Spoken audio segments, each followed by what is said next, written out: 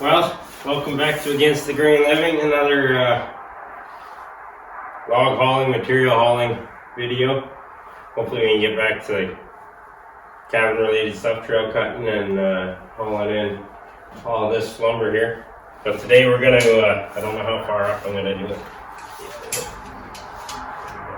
Probably 8 inches from the end. We're going to cut that there. I got a couple 1-inch steel square tubing, 5 inches long. That's going to, it fits the ID of this square tubing. So we're going to through bolt it to one side, hard fix it to that. And then the other side I got 5/16 diameter trailer coupler latch pins with a tether. So then you'll just slide it over, pin it in the other side, and then I'm going to rivet or screw the tether cable to it so I won't be losing any pins. And I ended up getting some steel cable and cable crimps or clamps to I have a piece of rope holding the pin on the front of the Pelican here so I don't lose it in the snow, and all the pins for the trailer I plan on putting that, I think it's aircraft cable, aluminum cable or stainless cable, whatever it is. But yeah, I'll throw a time lapse on. I'm going to cut these quick, do this.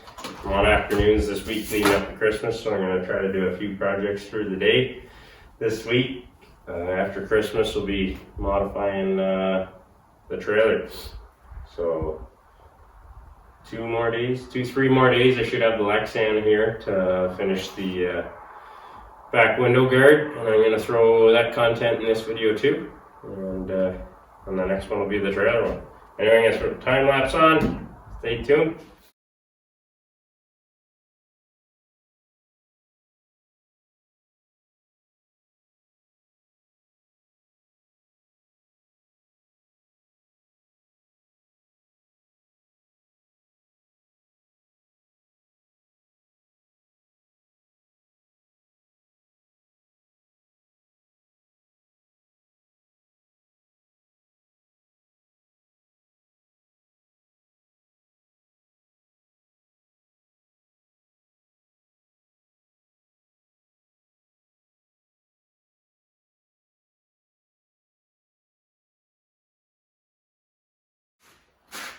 Well, all I have left to do, I decided instead of riveting this, I'm just going to put it on the through bolt. So I got some bigger washers. I'm just going to sandwich it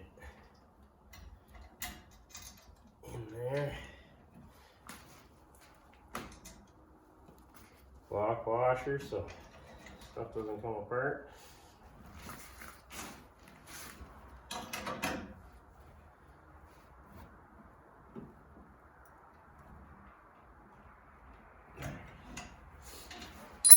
So now we have a quick pin. You can ditch it. Put the pin back in so it's not just flopping around. So all I have left to do is I'm gonna, when I get the spray paint out for some other brackets here later this week, I'll hit these on both sides, try to prevent it from rusting a little. And yeah, that's pretty well. Oh, there it is. A couple burrs. But yeah, there. Now I got a detachable, so there's enough height in there that I can throw it on top or underneath, or it'll actually just slide past it. So yeah, I'll wrap up this little mod. I'm gonna jump over and do the other side. And then I'll touch base with you later this week when we're on the next project. Just a little bonus tip for you. So you saw I threw a steel rivet in right there. It just helped hold everything while I was drilling a 5/16 hole. And now that it's in there, it won't pivot or rattle or anything like that. Don't always do it, but when I had that guy here still, it makes simple work. So threw that on either side. So it ended up being a 5/16 bolt, steel 3/16 rivet, and then the 5/16 pin.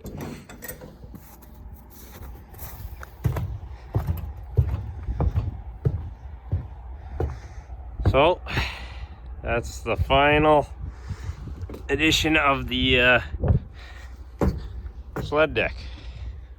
Haven't tried this out yet. I did on the concrete, just drove the snowmobile over to see how the track went through it. But there's the back rack. So these are just 12-inch shelf brackets, 3 of them.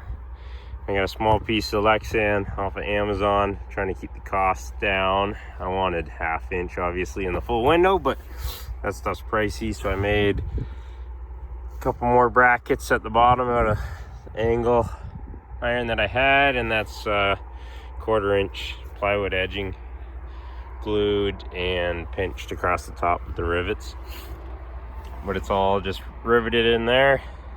It's all the Lexan, structural screwed down, and then these outside screws are stainless all the way through the whole deck with I've been using up those backing plates that were on the studs as washers. So yeah, had the notch out and around, the gussets that hold it up, split the difference. So this is 2 pieces. You can get it much cheaper in small package from Amazon. And everything's been retightened down from the foam squishing. And then this is what I came up with. Basically I took 3 2x4s. It is pressure treated. I half lapped them on this piece all the way along just to hone in my skills on some joints. And then I just have, I think there's 3.5-inch screws going down through. So the point of this is there's at least 2 inches of support here. Well, this backcountry will fit in between these 2 2x4s that run the length of it. But I got the correct spacing of the lugs off both snowmobiles, and then I put a 1/2-inch chamfer so that the lugs can roll in and out without binding on the narrow ones. And it'll hold it up off of my locking mechanism back here for putting my track on. So on Tuesday I'll try it out with the 2-inch paddle that's on the backcountry and see how it works. And then my brother and dad were watching my video of the first time loading up, and he said this length of track that went from the last crosser up on top of the deck was unnecessary from what they saw. So if that's the case, I might just remove both of these. I can unscrew this, move it right back as far as possible, and it'll this will just help support the lugs of the 2-inch paddles. So while we're down here at the farm in the shop, we got all the old plywood removed from up top. New stuff's in the truck still, just gonna start mounting. I got a amber light replacing that reflector. And then we're going there. Got a red light going there. And then we got these new tail lights with reverse lights to go back there. So that's what I'm up to. Well, here's the finished, semi-finished trailer here down at the farm. New Year's Day, picking it up. Took a couple days of wiring, but we got fresh pressure treated plywood on it and lots of little clearance lights. So I'll overlay a little video of it at night lit up. We had to remove some of these tie downs that were existing in order to do our setup. So I'm gonna get some new carriage bolts and actually put them into some cross members. It's not quite dark out, but here we are all lit up. License plate light, markers.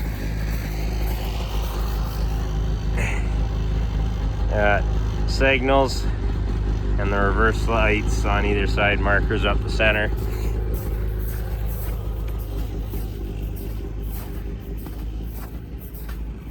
And then I'm gonna have a loading light up on this with a button off constant power, shining down the trailer to make it easier tying stuff down. So I'm just about to load the Scandic on it. I don't have the backcountry here to see the total length, but I do know the dimension and see where I'm gonna, the shape I'm gonna build.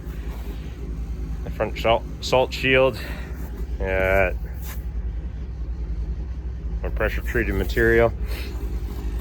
We'll see how this goes. So that's where it would sit if I did a straight up and down salt shield, maybe a couple feet, and then angle back.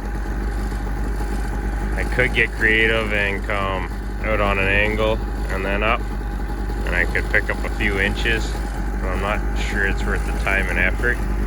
I think with this setup, I'm always gonna have to have a sled up on the sled deck, because I'll be able to overlap probably 8 inches, something like that, with the skis coming on either side of the track straddling with the second machine.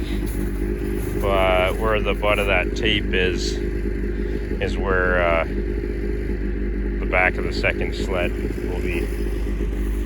So not unless I back one on, throw that track all the way to one side, and then put the other track on an angle this way. I'm not sure you gain much more than the 8 inches of overlap, which is the skis straddling the track. But the Pelican, I'm not sure what it is, 82 inches, and I can remove the hitch now. So 82 inches is right there. So I should be able to, if I wanted, I could have the Scandic and leave the Pelican hitched straight up on the Scandic, and then the other sled on the back of the truck. I don't get it for another 2 days.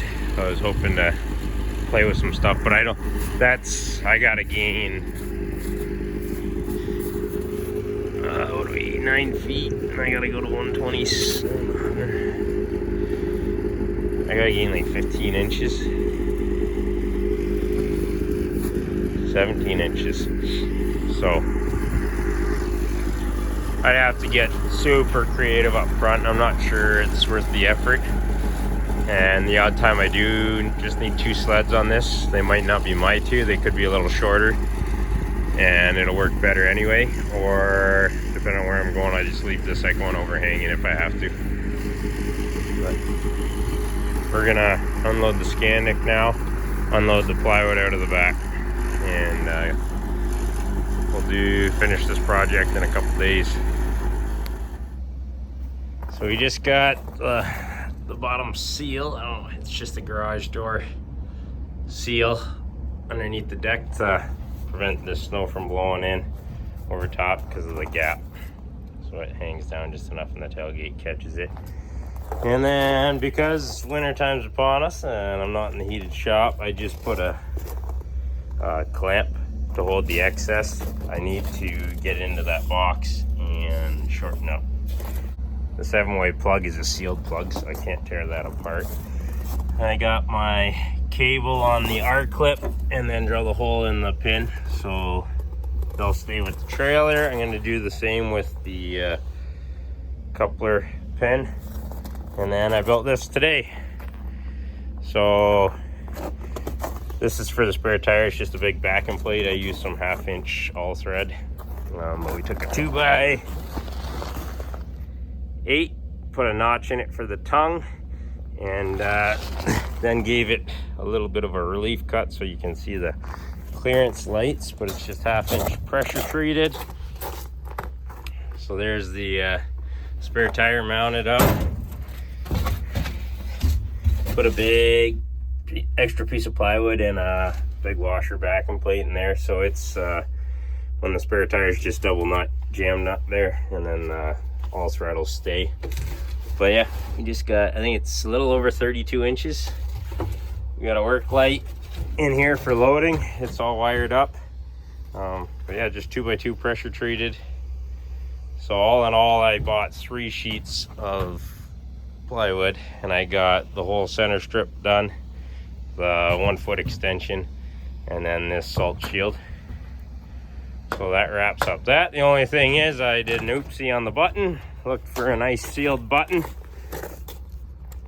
to use the work light, but you have to press and hold. So I'm not sure if it was for a horn or whatnot, so I got to get a different button. But See jacks up here, so I'll just pop a pin out. They dangle there nicely.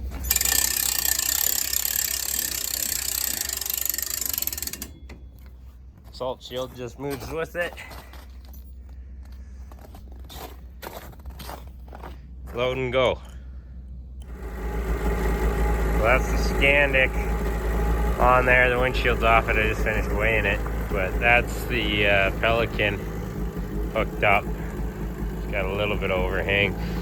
But my quick couplers, if I want, I can unpin that on either side and then overlap the Pelican to the hitch and make up all that room. But the skis are right tight up front here.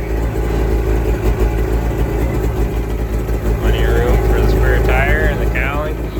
Sled's sitting a little high, close to the cowling, but I ran it up there on some wheels, so